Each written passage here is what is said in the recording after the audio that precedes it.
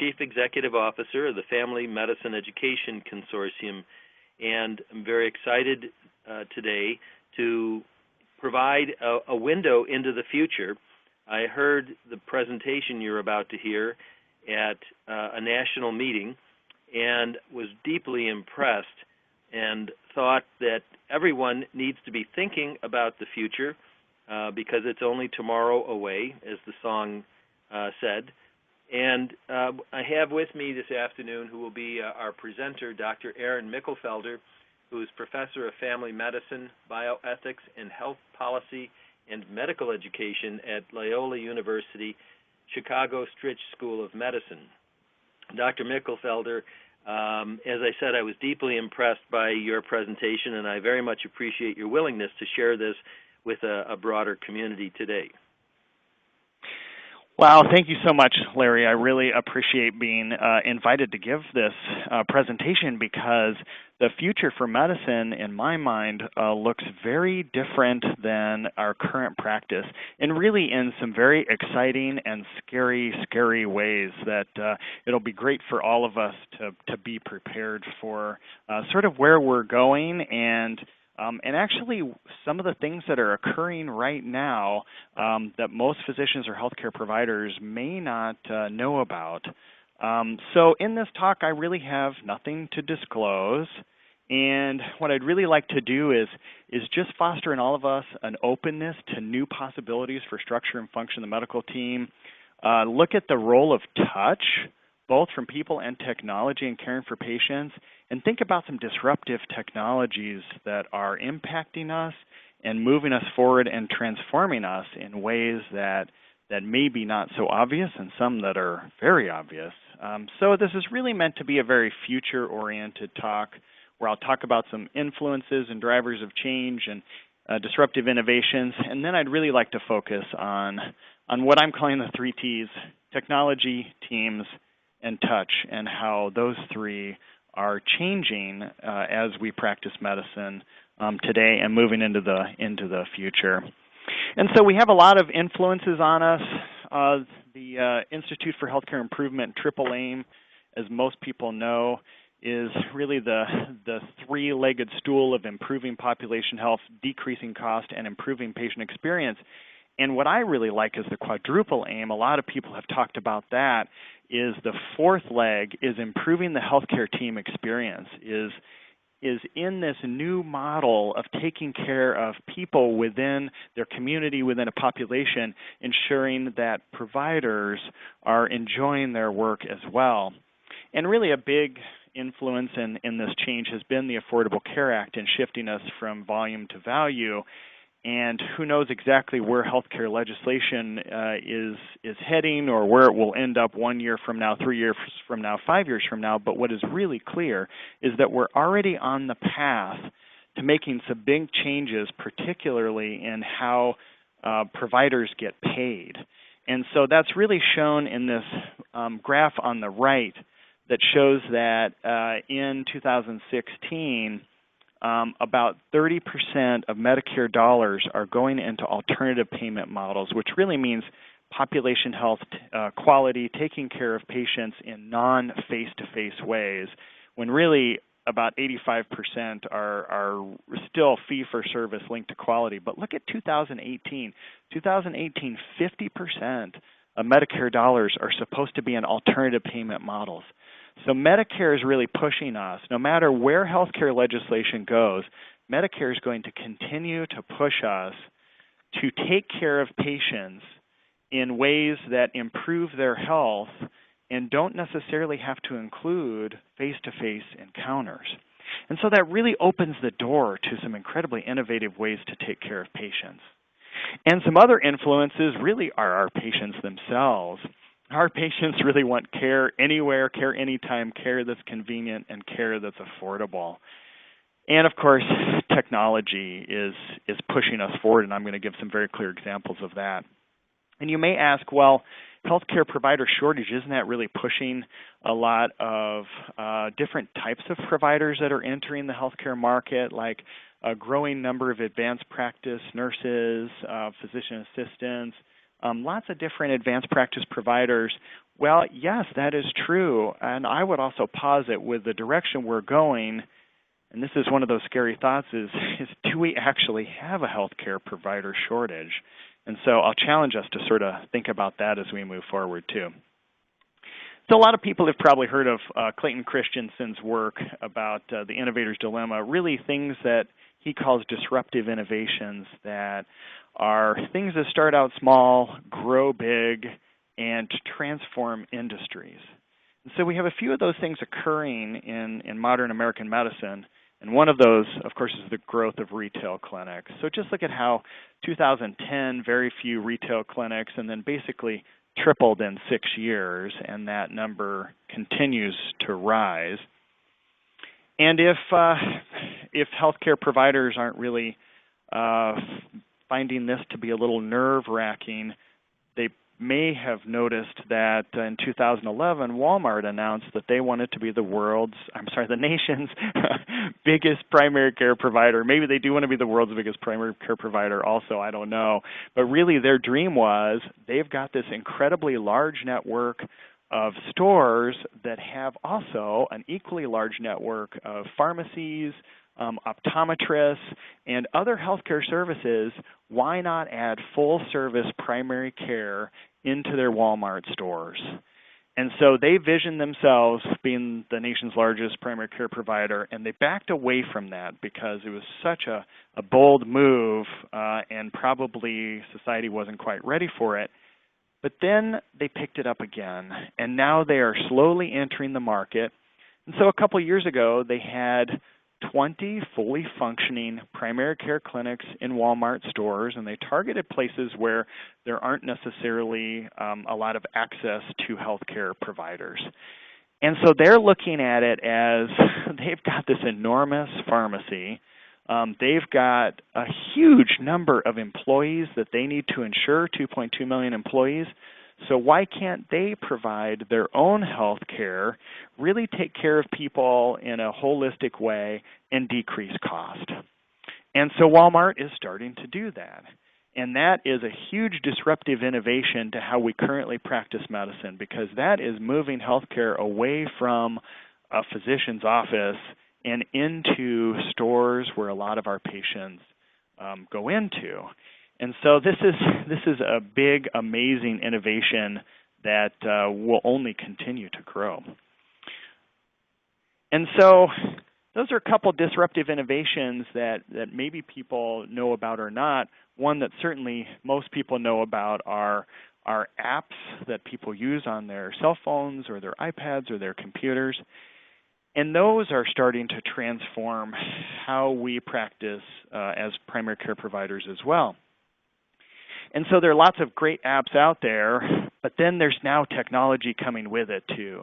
So point-of-care ultrasound is starting to make its way into lots of primary care offices. I know our family medicine clinics at Loyola University Health System are starting to bring in point-of-care ultrasound, and it always reminds me of that Star Trek scanner where we can really just scan someone's body and have a quick answer. And Dr. Eric Topol, the editor for Medscape, has predicted that the stethoscope will go away, and he's a cardiologist, and he has said that we're going to use point-of-care ultrasound to replace it. And so that's a technology that's now available. You can rent an ultrasound probe, plug it into a Samsung tablet, and for $300 a month, you have a functioning ultrasound. And it doesn't have to be the $60,000 ultrasound device. And that's available today. And so that's what's available to physicians. Well, what about and advanced practice providers? How about what's available to the average person?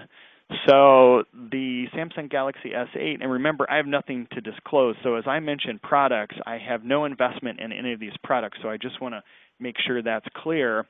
But if you look at the Galaxy S8 and you look at a screenshot of what's on my phone, and you look in the upper right corner, there's an oxygen saturation level. And so the Samsung S7, the Samsung S8 phone has a built-in oxygen saturation monitor on it. It also measures stress through looking at beat-to-beat variability in heart rate. And when paired with the smartwatch, I just have an example here of the Gear S3. It monitors you all day long, monitors your sleep, and then add to it with your phone oxygen saturation monitor. You can imagine how much data our patients have available to them about their own bodies, and this is available today. And so that's a smart watch and smartphone. How about smart clothing? So people have already been developing smart clothing. Google has been working with DARPA. DARPA is the agency through the military that works on advanced innovations. They're working together to develop smart clothing where it will monitor a soldier's biofunctions at all times so that they will immediately know when a soldier is in trouble. They will know that a soldier is in trouble before a soldier has time to radio it in, because they'll be able to monitor every soldier. They'll be able to monitor who needs medical assistance, who doesn't, and to be able to track people really moment to moment. Well, that's starting to be available to the average person. So here's just an example of smart clothing that someday, this isn't available right now, but someday will actually harvest energy from your body through movement and will store its own energy. So that's not quite available yet, but what is available is this Influx product where you put on your smart clothing, you charge it, it lasts for 2 weeks, it sends all this data to your smartphone, and what it does is it's got motion sensors on all of your joints. It has an oxygen sensor, heart rate monitor. This thing is designed to help you improve your workouts. So this is available right now. So can you imagine having grandma with dementia who's living alone wear some smart clothing, and at some point her blouse sends you a text that she's in trouble because her heart rate has changed, or her temperature has changed, or her galvanic skin response has changed, or her oxygen level has changed. Or maybe those data go to her physician or to her advanced practice nurse. And so this product is already available now to the average person out there in the public. And are we, as primary care providers, utilizing it? Well, there are probably some who are, but this would be available now. And then to really start thinking future, self-driving cars, right? Everybody knows about self-driving cars. And the thing you have to remember about technology is these things don't have to be perfect. They really just need to be better than human beings. And so how many in the thousands, I don't know, tens of thousands of times smart cars have gone on the roads, how many accidents have you heard about? There have been very, very few. In fact, I only know of 2, and one of them was a low-velocity impact with a bus, and another one, a car hit the self-driving car, not the other way around. And those made news because it is so unusual for a self-driving car to hit something or someone. And so that's pretty good, actually. And here's a drone, a self-driving drone that can take you to work or whatever. It doesn't even need roads; it'll take you through the air. So that one is still in development. And so, whenever you think about technology, and especially in medicine, we often turn to what has happened with airplanes and cockpits, and crew resource management has now made its way into operating rooms. Well, there are some other things in aviation that have direct impact on medical care, and one of them is this amazing airplane right here, the Boeing 757. And so the Boeing 757 really came to fruition in the mid-1980s, and it was groundbreaking. And why was this groundbreaking? This was groundbreaking because every commercial airplane before this one had 3 seats in the cockpit: a pilot, a co-pilot, and a navigator. This airplane was the first airplane that was sophisticated enough that they engineered out the navigator. And every commercial airplane designed after this one has 2 seats in the cockpit and is designed to only have a pilot and a co-pilot. And so they actually engineered out a human being out of the functioning of this airplane. And so that was a big leap forward in aviation, both cost and safety, because now you have one fewer people to make mistakes. You can argue you have one fewer person to check what's going on also. However, it doesn't look like that has impacted safety in a negative way. And so that's the 757, and today we have the 787, the Boeing Dreamliner. And so the 757 engineered out one of 3 operators. The Boeing 787 has engineered out all of them. So the Boeing 787 can fly itself from takeoff to landing, does not need pilots, is fully programmable, and there are versions of these airplanes that can be remotely controlled. And so that is where technology has gone in the airline industry. And one thing that has always made me feel better about technology in medicine is that we have yet to have a commercial airplane fly without pilots, because the public is not comfortable without a human being available at the controls. And so I feel the same way about medicine, that as much as technology moves forward and maybe engineers out some of us, I think the public will never feel comfortable with a fully technologically engineered healthcare environment without people. And so here we are. Here is technology in the operating room. This is the Da Vinci robot, and you can see there the robot is being monitored by a technician, and there's a surgeon that's controlling the robot. And so that's the 757. That has been engineered to improve safety and decrease the amount of people who are involved in the operation. And so you can imagine, if this robot resembles the 757, will we end up to a point where these robots are like the 787 and they don't need us at all? And not too long ago, about a year ago, they taught a robot to stitch tissue by itself, a step to a more automated operating room. And there we are. We're getting closer and closer to where maybe the future is we're going to have 5 operating rooms going with one surgeon monitoring the 5 robots doing the surgeries. And so that really could happen. We're getting closer and closer to that actually becoming a reality. And when you think about engineering out people, and this is why I sort of put question marks around healthcare provider shortage, because certainly technology is moving to make us need fewer people involved in healthcare. Here was a machine that was designed exactly to do that. So this is the Sedasis machine. The Sedasis machine was designed to be able to administer a very dangerous anesthetic drug, propofol, to people getting a colonoscopy. So currently when people get a colonoscopy, they get fentanyl and midazolam, a sedative and a narcotic, and they can't drive home. They're very sedated. They're sort of non-functional for the rest of that day. Well, propofol is quick on when you get it going, and as soon as you stop it, it's quick off. Patients can drive themselves home. They don't need anybody else with them. They're fully functional the rest of the day. But it's very dangerous. People can stop breathing, and so you need an anesthesiologist there.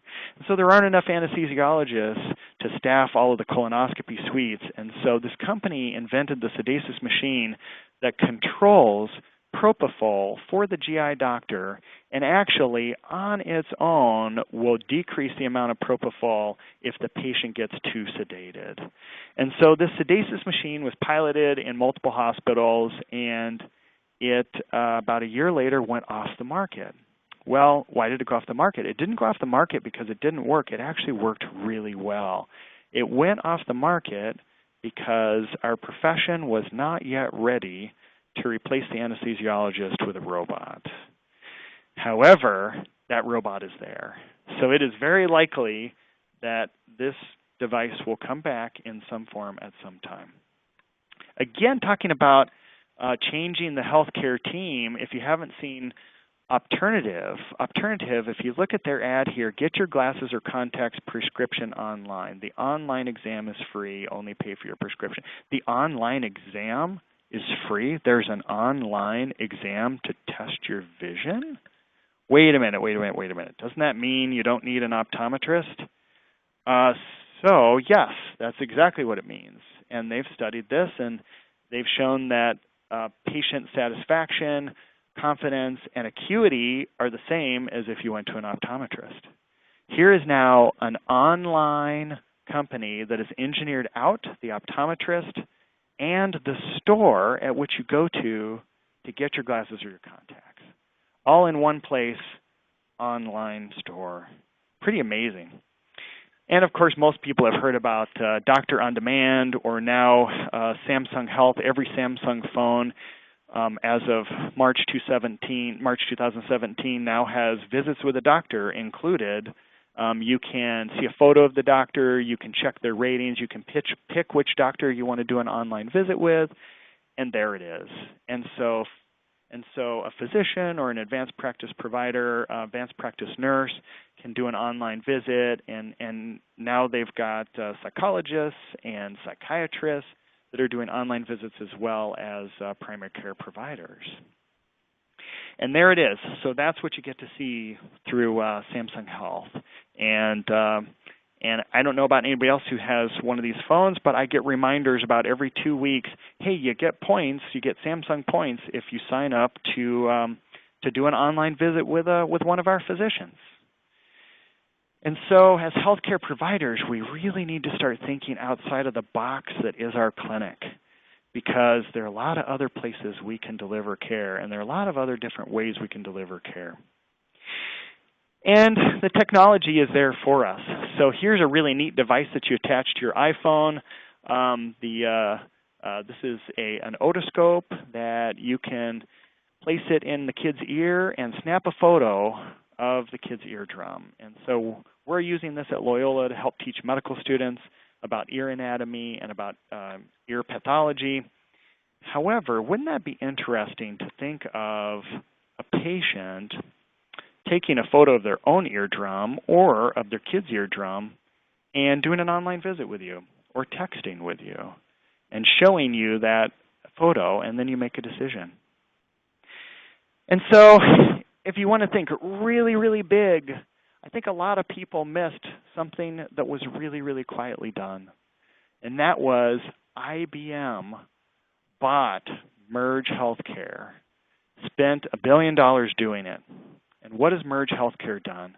Or what does Merge Healthcare do? Merge Healthcare is a medical imaging company. And they have literally millions of images, CAT scans, MRIs, X-rays, with the readings of radiologists included. IBM has Watson, their supercomputer, and IBM is teaching Watson to read MRIs, CAT scans, and X-rays. This is what they want to do, and that's what their ultimate goal is. And so if you can imagine, when an X-ray is read by a radiologist, that radiologist has a lifetime of experience. Merge Healthcare just uploaded into Watson thousands or hundreds of thousands of radiologists' lifetime experience in reading films, reading CAT scans, reading MRIs. And so that is moving forward around us, and the day is coming where the radiologist may be the one who will look at something when Watson is unsure, but Watson will likely make the first call. That's where we're headed. And if you think, oh, we can't be replaced by robots, or robots certainly won't look human and enter into the healthcare arena, I put a YouTube link here, and I would challenge you to look at this video. This video shows 2 robots that are actually being piloted in hospitals in Japan.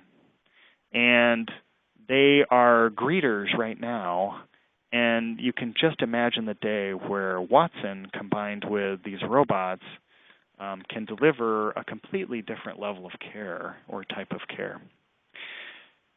And that is pretty scary, I think. And so if we think about the future of medicine as more automation, more data, more technology, maybe fewer physicians, maybe fewer face-to-face interactions, and larger yet smaller and more integrated healthcare teams. So when I say larger team, I'm more talking about primary care and population health. Really, the team may be expanded, and I'll talk about that in a minute. However, really on the specialist side, the team might get smaller and smaller. And we really need a whole different skill set. Like, how do you examine a patient over a video monitor? Do we teach our students that in medical school? Do we teach our students how to use point-of-care ultrasound? At Loyola, we have a point-of-care ultrasound curriculum, and so lots of schools are starting to head in that direction.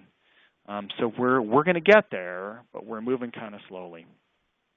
And so the future of medicine, the 3 T's that I said I would talk about, technology, teams, and touch, all 3 are pretty important. I've been talking a lot about technology, and I already talked about how do we examine a patient on a screen, over the phone.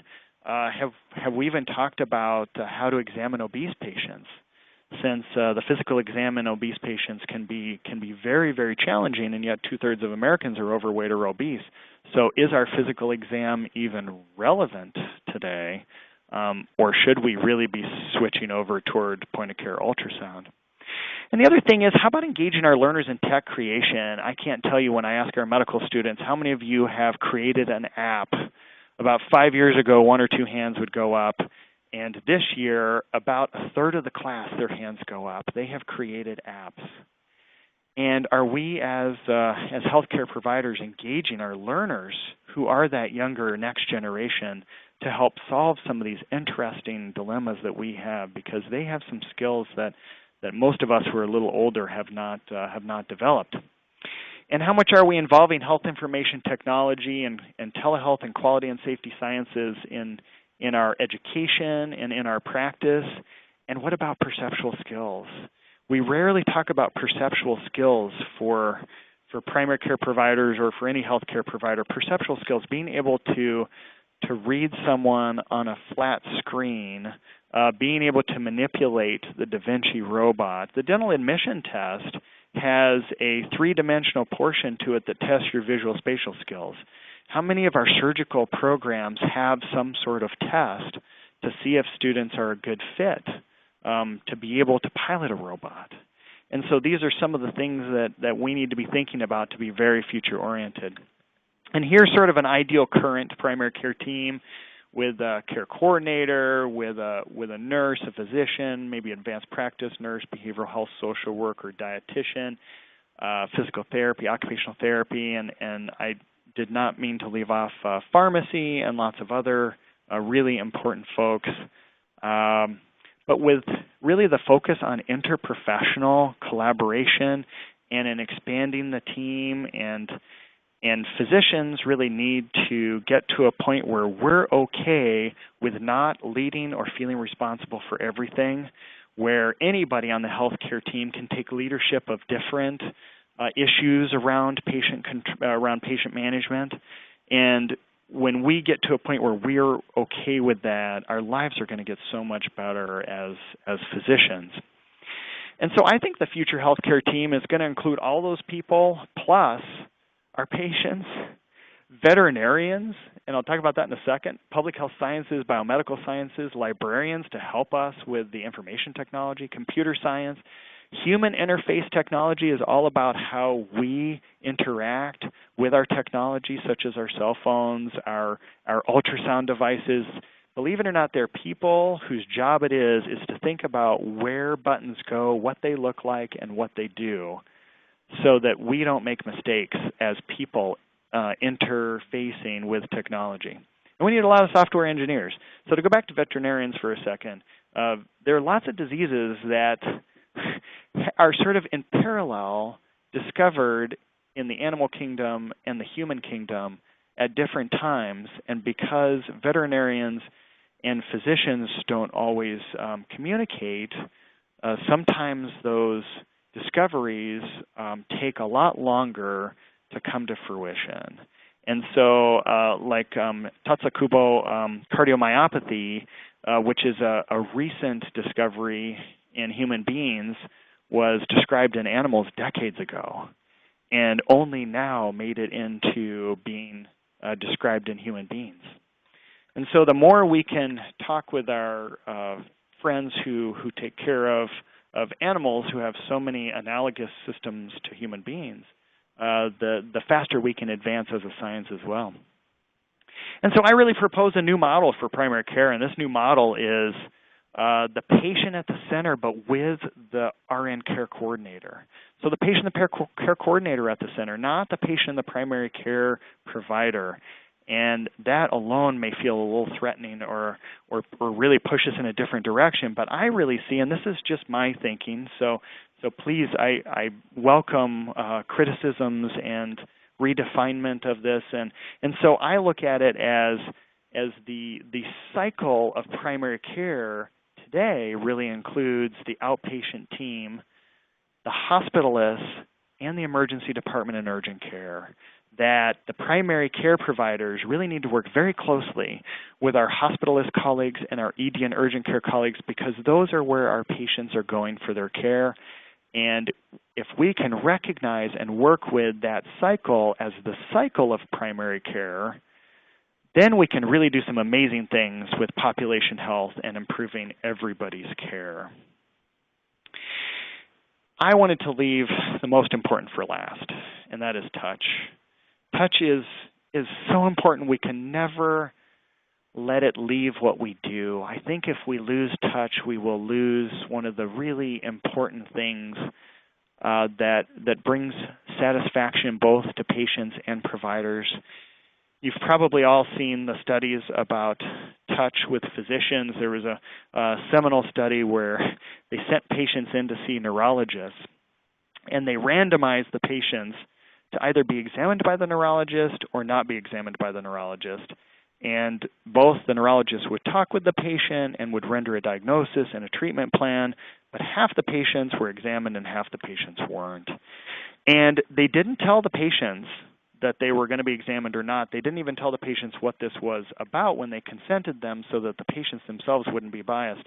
And at the end, they asked them questions like, did you trust this doctor? Would you go to this doctor again? Was this doctor competent? And both groups of doctors did basically the same thing in terms of listening, rendering a diagnosis and a treatment plan, but the group that touched the patient, examined the patients rated them as more competent, more trustworthy, and more likely to see that doctor again. And so we know that touch is so powerful and important in taking care of people. And so what do we do with touch in a technological environment? Well, there's some really interesting innovations there. So one of them is this. This was back in September of 2015. They took a man who was paralyzed. He had a spinal cord injury, and they implanted electrodes in his brain to control a robotic arm. But it wasn't just controlling the robotic arm. He could feel sensations from the individual fingers of the robotic arm. So this is not his arm, this is a robotic arm, but they implanted the electrodes and he could feel what this robotic arm could feel. Isn't that an interesting way to incorporate touch, even though he can't really touch, but he could touch through a technological device? And so there are more of these devices out there. This is one of these devices where it connects to the internet, and one person on one end feels what the other person feels. So if you squeeze this device, the other person feels the squeeze. If you squeeze with one finger, the other person feels that squeeze in the same spot with one finger. And so this is just one way to transmit feel and touch from one person to another. And so you can imagine, of course, what happens with, wow, if you can control sensation of another person, if you can control what another person feels, Of course, the sex industry is going to take advantage of that. So here's a product, the Durex Fundawear, where you wear undergarments that have certain vibrating modules included in them in certain places, and your partner can take control with their cell phone and can manipulate your clothing so that you feel certain things. And so this is a way to transmit touch over devices. And so, of course, how I would see this all coming together would be all this technology, such as a parent being able to snap a photo of the kid's eardrum and transmitting that to the primary care provider's cell phone to be able to say, yeah, that looks like an ear infection, or no, it doesn't. Or even better yet, how about you're on the same screen together, you're on one end, the patient's on another end, and the patient says, I've got a sore throat and I've got these swollen glands, and the patient's got their hand on their neck, and you say, hey, wait a minute, put on your Sense glove, and the patient puts on a glove, touches their neck, and you, as the healthcare provider, feels everything the patient feels. As the patient examines him or herself, you feel what they feel. And then wouldn't it be amazing for you to be able to add that sense of touch back to it? And so with the smart clothing, with the smart watches, with the smartphones, with all of this technology, our jobs as primary care providers can look very, very different in the future and are already transforming right before us. And so the challenge I always give to all of us is, are we leading this or are we following it? Point-of-care ultrasound has now been available for almost a decade. Are we leading this or are we following this? So Walmart is stepping in, and they are leading in primary care redesign and primary care transformation. IBM has stepped in and did something that probably no one at an academic institution has asked them to do, and that is to train Watson to read x-rays. And so this technology is moving rapidly around us, and I challenge all of us to take control of some of this technology, to be the ones that are driving it, to be the ones that are saying, hey, this is what we need to really take care of patients and interface with our software engineers and our biomedical engineers and all of the other people that I mentioned should join the healthcare team, so that we can really envision a very holistic approach to medicine that never, ever loses touch amidst a tremendous amount of technology. And so I hope this challenges all of us to just think a little bit differently about how we do things and what the possibilities are. And so that's where I would like to conclude, is just with the Arizona Telemedicine Program. I think this is a wonderful slide, and they do a really amazing job with telemedicine. And just that is there today, and how different that could look even a year from now or 2 years from now. And so, Larry, thank you very much for inviting me to give this talk. I really appreciate it, and I'm available for any questions or comments. Great. Thank you very much, Dr. Michelfelder. Even the second time, it's still inspiring and challenging. How do we respond with humanness so we keep the texture, the connections between people, and it just doesn't add to the commodification that we're seeing going on in healthcare right now.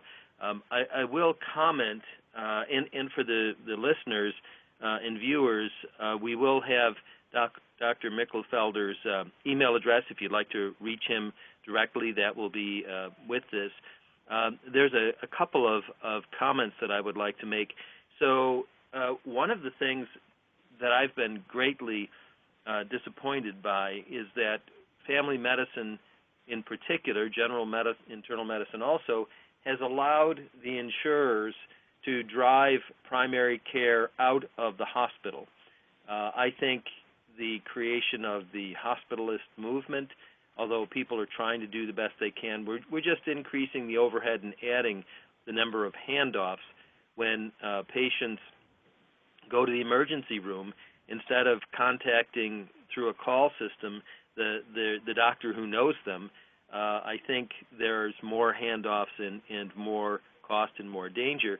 One of the things that I am going to be promoting, there is now a mobile robot that is very inexpensive, relatively inexpensive for a hospital kind of device, that can roll into an emergency room or can roll into a patient's bedroom, and on it, controlled through an app on your cell phone, would be the face of their primary care doctor, their family physician, saying, let's talk about whether or not you need to be in the hospital, or let's talk about the medicines that the new medicines that you're now taking because of the hospitalist's care, and create a more seamless system.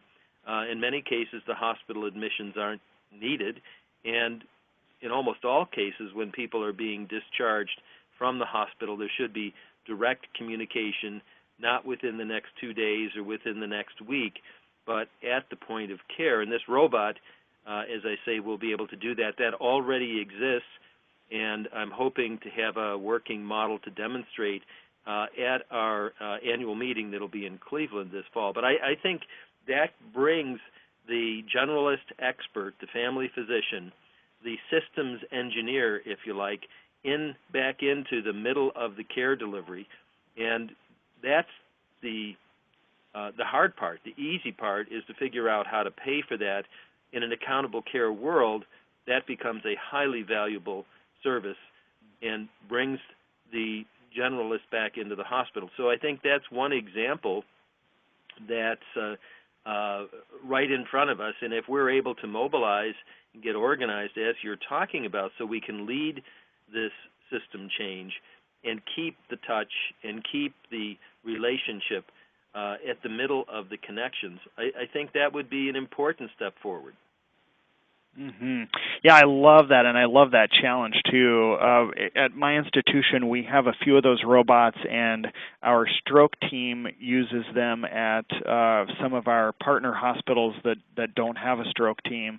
And so the robot wheels in and literally is face-to-face with the patient, and that's our highly super subspecialized physicians who are using it. And to rethink that and apply that back to primary care, I think is incredibly forward-thinking, because that's not, I don't think that's currently where people are thinking that should go. And I completely agree. That's would be a wonderful use for that. And even if we could pop up on someone's iPad aimed at the patient with the camera too, would be another way to do it. And I completely agree with you. And also then the primary care physician could then really even communicate with the emergency medicine doctor or the hospitalist doctor.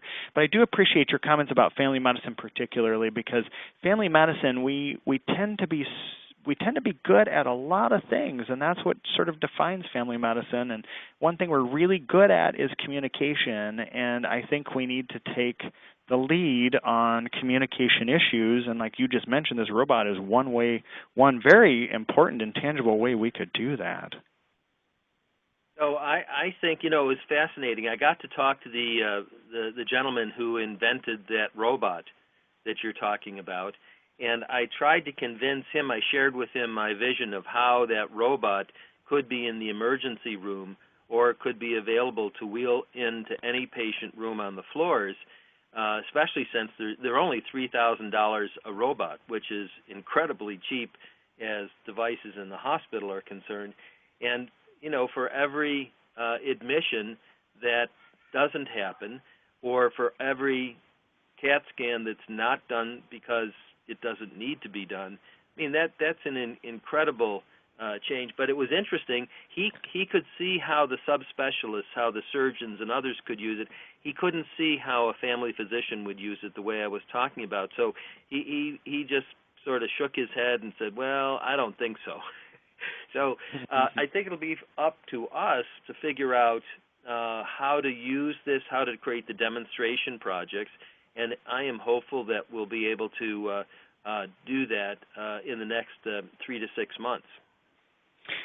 I think that is really fantastic, and also there's just so much talent within family medicine, within general internal medicine, within med peds, within general peds. There's so much talent there, and especially on the outpatient side, family medicine is now really becoming the dominant force within ambulatory care because our numbers are becoming so much greater. And I think really us as primary care providers, we really need to tap into the talent that is among us. There's so much talent. So what I'm hoping is that the work that you're doing through FMEC and this talk that I just gave, that will stimulate some of those incredibly talented people to step forward and start making some of the changes that will improve care and improve lives for all of us. So, and one exciting thing this will be my last comment. In 2008, we created something called the Innovators Network, and we went looking for the family docs, general internists who are doing some amazing work in this area in what I call primary care-driven solutions. And we have found amazing things that are going on now, not just bright ideas, but projects that have tested the ability of these ideas to make a difference. They've got results with their work. And we've now created a primary care innovators network. We've brought together Family Medicine for America's Health with employer healthcare solutions to begin moving these forward into a broader arena. So we'll be taking the show on the road, having meetings in a number of cities in the U.S. in the coming year, just as an ad for our annual meeting that will be in Cleveland, November 10th through 12th. On November 9th, we will be having one of the Primary Care Innovator Network meetings, and we'll be showcasing many of the innovations that we have found. So, hopefully people will choose to come. We'll be doing that in Chicago, actually, on October 5th as well, and later in the year in Dallas and Seattle. Dates yet to be determined. So, Dr. Michelfelder, thank you so much for your presentation. I'm even more inspired, once again, having seen what you've done, and I really appreciate your help. My pleasure. Thank you so much for inviting me, and I just hope we can all share a vision for the future that's different than today, but incredibly exciting.